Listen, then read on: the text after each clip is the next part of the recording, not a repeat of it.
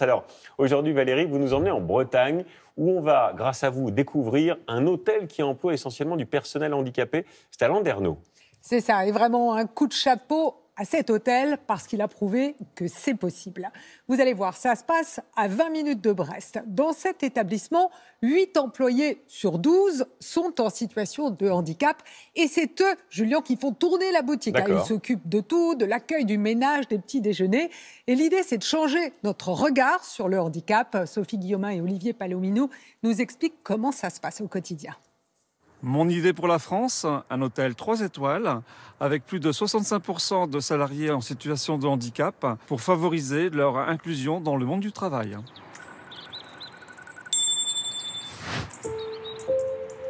7h du matin à Landerneau, Finistère. Le jour n'est pas encore levé, mais dans cet hôtel, on s'active déjà. Bonjour. Votre chambre, s'il vous plaît. Au service, Nathalie Lebizec. Elle travaille ici depuis 8 ans. Ça, c'est les œufs à la coque. D'accord. Ça, c'est les œufs mollets. Ok. Et ça, c'est les œufs durs. C'est elle qui installe et gère toute seule le petit déjeuner. Chaque jour, elle dessine aussi la météo avec humour. Il y a les nuages, et cet après-midi, il y a du soleil. Et 3 degrés et 8 degrés. Comme 8 salariés sur 12 dans cet hôtel unique en son genre, Nathalie Lebizec a le statut de travailleur handicapé. Elle souffre notamment de troubles de l'élocution, mais dit-elle, cela ne la gêne pas dans son activité quotidienne. Je ne vais pas trop vite, je mange les mots de défaut, c'est pour ça. Il n'y a que ça, autrement, ça va autrement. Et donc ici, ça pose pas de problème? Non. Quand je suis fatiguée, je cafouille, autrement, c'est pas grave, mais je comprends. Du côté de la réception, briefing matinal. Nous avons déjà 4 chambres de libérés, les clients sont partis. Donc les chambres sont à refaire intégralement. Dans l'équipe ménage, Pascal et Tiffany, en situation de handicap eux aussi. À tout à l'heure, vous me tenez au courant s'il y a quoi que ce soit. L'établissement compte 42 chambres. Il faut faire les lits, la poussière, les sols, comme dans n'importe quel autre hôtel. Mais ici, pas de stress. Le rythme de chacun est respecté.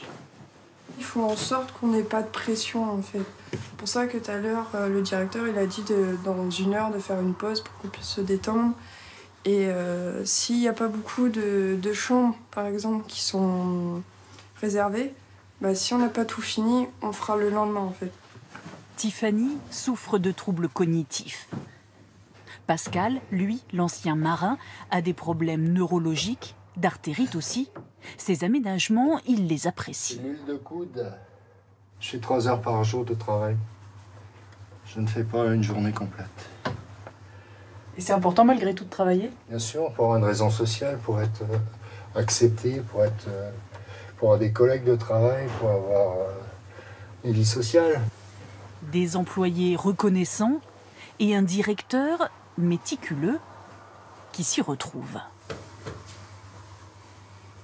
Ça vous convient? C'est parfait. Nos collaborateurs en situation de handicap travaillent comme des collaborateurs classiques. C'est la même qualité de travail, même parfois supérieure. Le seul aménagement, c'est les horaires. Une impression partagée par de nombreux clients qui découvrent souvent la spécificité de l'hôtel en arrivant. Je viens de le remarquer là, avec la dame qui m'a servi. Ouais. Mais en fait, franchement, on est arrivé hier, on a discuté avec les gens, tout ça. Donc vraiment, aucune différence avec un hôtel classique, quoi. Ça permet de voir que, en fait, tout le monde peut travailler finalement, quoi. Les personnes handicapées, quel que soit le type de handicap, physique ou intellectuel ou mental, quoi. Ça peut inciter aussi les entreprises à embaucher plus de personnes handicapées. L'hôtel appartient à un groupe spécialisé dans l'économie sociale et solidaire. Après 5 années difficiles, il est aujourd'hui bénéficiaire. À l'automne prochain, il doit même s'agrandir. Voilà, très très belle initiative sur l'inclusion des personnes atteintes de handicap. C'est d'autant plus intéressant quand on sait que le taux de chômage chez les personnes handicapées est plus important que la moyenne nationale. Alors,